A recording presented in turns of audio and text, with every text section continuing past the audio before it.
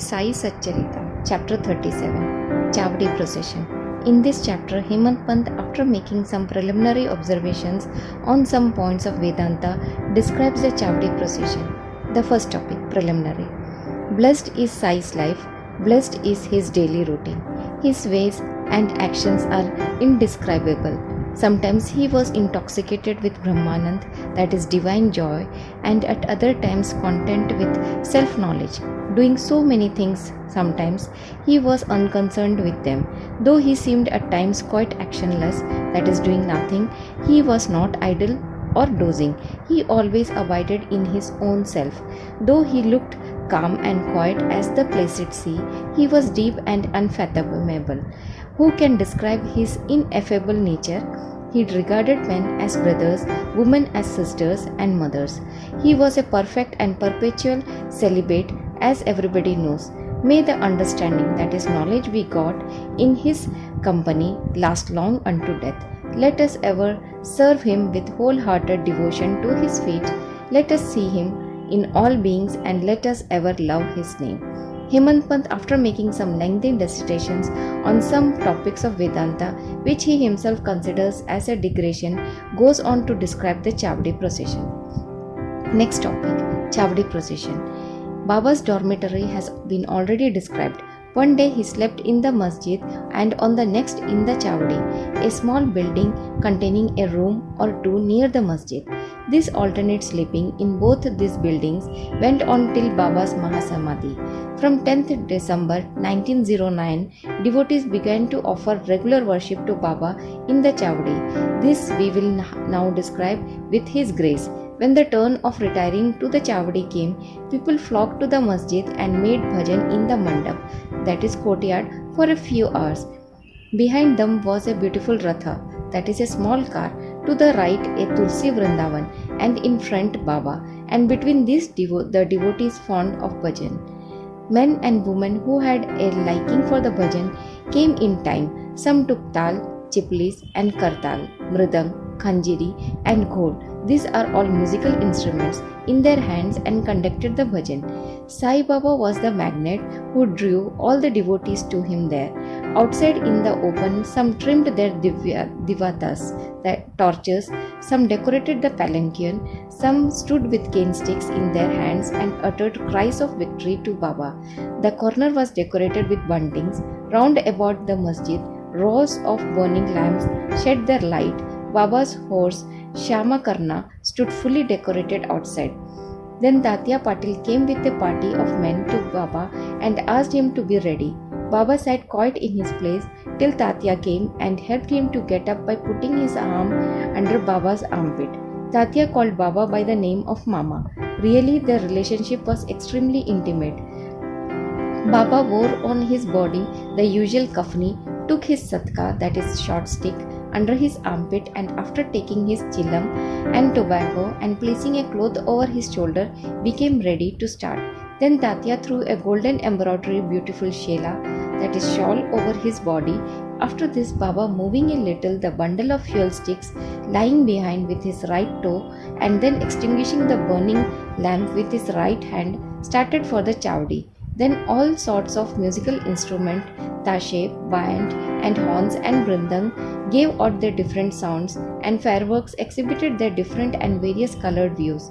Men and women singing Baba's name started walking, making bhajan to the accompaniment of mridang and veena.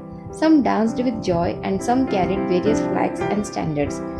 The Bhaldars announced Baba's name when he came on the steps of the masjid. On the two sides of Baba stood persons who held chavaris, and others who fanned Baba. On the way were spread folds of cloth on which Baba walked on, being supported by devotees' hands.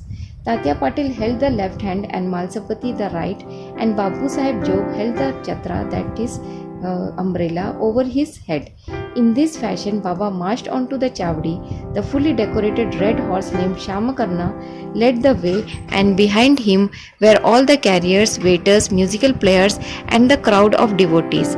Hari Nama, the name of the Lord, chanted to the accompaniment of the music rent the skies as also the name of Sai.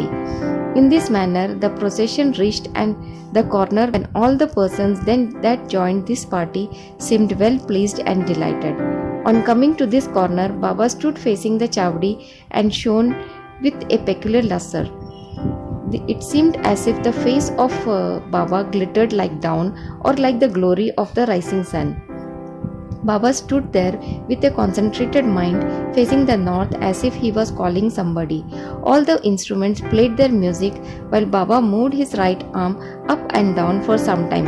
Kaka Saheb Dikshit at this time came forward with a silver plate containing flowers besmeared with gulal and threw them on Baba's body off and on. The musical instruments played their best at this juncture, and Baba's face beamed with steady and added radiance and beauty, and all the persons drank this luster to their heart's content.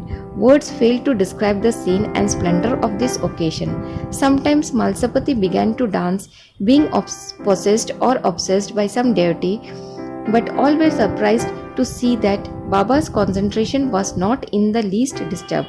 With a lantern in his hand, Tatya Patil walked on Baba's left side and Bhagat Malsapati on the right, holding with his hand the hem of Baba's garment. What a beautiful procession, and what an expression of devotion! To witness this, men and women, poor and rich, flocked together there. Baba walked very slow. Bhaktas followed on both sides with love and devotion. With joy pervading the whole atmosphere of the place, the procession reached the Chavdi. That scene and those days are gone now. Nobody can see them now or in the future. Still remembering and visualizing that scene and sight, we can bring solace and comfort to our minds. The Chavdi was also fully decorated with good white ceiling, mirrors and many sorts of lamps. On reaching it, Tatya went ahead and spread an asan and placing a bolster, made Baba sit there and made him wear good angarakshak, that is coat. Then the devotees worshipped him in various ways. They put on his head a mukut with a tuft above, placed garlands of flowers and jewels round his neck, and marking his forehead with musk milk mixed vertical lines and a dot as Vaishnava devotees do, they started at him for long to their heart's content. They changed his headdress now and then and held it aloft on the head. Fearing that Baba might throw it away, Baba knew the heart of them all and meekly submitted to all their methods without objection. With these decorations, he looked wonderfully beautiful. Nana Sahib Nimonkar held the chhatra with its beautiful pendants and which moved in a circle with its supporting stick. Babu Sahib Jog washed the feet of Baba in a silver dish and offered arghya and worship with due formalities, then besmeared his arms and sandal paste and offered tambul, that is betel leaves. Baba sat on the asan while Tatya and others kept standing and falling at his feet. When Baba sat on the gadi supporting himself against the bolster, devotees on both sides waved chamars and fans. Shama then prepared the chilim and handed it over to Tatyaba, who drew a flame out of it by his breath and then gave it to Baba. After Baba had his smoke, it was given to Bhagat Malsapati and then it was passed round to all. Blessed was the inanimate chilim. It had first to undergo many ordeals of penance, such as being treated by pot makers, dried in the open sun and burnt in fire, and then it had the good fortune to get the contact of Baba's hand and his kiss.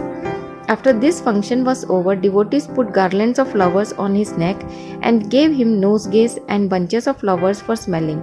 Baba, who was dispassion or non-attachment incarnate, cared a fig for all these necklaces of jewels and garlands of flowers and other decorations, but out of real love to his devotees. He allowed them to have their own way and please themselves. Finally, Bapu Sahib Jog waved the aarti over Baba, observing all formalities, the musical instruments playing their auspicious tunes. When this aarti was over, the devotees returned home one by one, saluting Baba and taking his leave. When Tatya Patil, after offering chillam, attar and rose water, rose to depart, Baba said to him lovingly, "Me go if you like, but return sometimes at night and inquire after me." Replying in the affirmative, Tatyaba left the chavdi and went home. Then Baba himself prepared his bed. He arranged 50 or 60 white chadars one upon another and thus making his bed, went to rest. We shall now take rest and close this chapter with a request to the readers that they should remember Sai Baba and his chavdi procession daily before they retire and go to bed. Woe to Sri Sai, peace be to